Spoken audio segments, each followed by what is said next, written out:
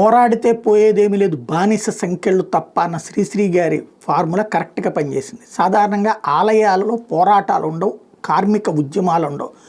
కాకపోతే భక్తులకి సేవ చేసేటటువంటి తిరుమల తిరుపతి దేవస్థానం సిబ్బందిని దుర్భాషలాడినటువంటి బోర్డు సభ్యుడి మీద తిరుగుబాటు చేశారు. కానీ ఉద్యమాలంటూ ధర్నాలు, రాస్తారోకోలు అంటూ భక్తుల్ని ఇబ్బంది పెట్టాలి. పాలక భవనం దగ్గరికి వెళ్ళి చేశారు కాబట్టి ప్రాబ్లం లేదు.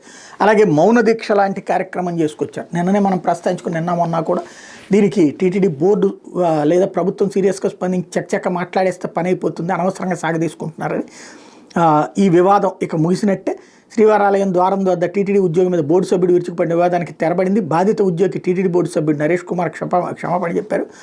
ఇటీవల దర్శనం అనంతరం వెలుపలికి వస్తున్న టీటీడీ ధర్మకర్తల మండలి సభ్యుడు నరేష్ తనకు మహాద్వారం గేట్ తీయలేదని విధిలో ఉన్న టీటీడీ ఉద్యోగి బాలాజీ సింగ్ మీద తేట్ల దండకంతో విరుచుకుపడినటువంటి నేపథ్యంలో దీని మీద ఉద్యోగ సంఘాలు నిరసన వ్యక్తం చేయడం, రాజకీయ పార్టీలు కూడా బోర్డు సభ్యుడిని సస్పెండ్ చేయాలని బహిరంగ క్షమాపణ చెప్పాలని డిమాండ్ చేయడం. ఈ క్రమంలో శుక్రవారం సాయంత్రం తిరుమలలోని అన్నమయ్య భవన్లో టీటీడీ ఈవో శ్యామలరావు, అదనపు EO Venkaiah Chowdary, JEO Veerabrahmam, board సభ్యులు భానుప్రకాష్ రెడ్డి, శాంతారాం, ఉద్యోగ సంఘ నాయకులతో కలిసి ఉద్యోగి బాలాజీ బోర్డు సభ్యుడు నరేష్తో సమావేశమయ్యారు. ఆ తర్వాత ఉద్యోగి బాలాజీ మీడియాతో మాట్లాడారు.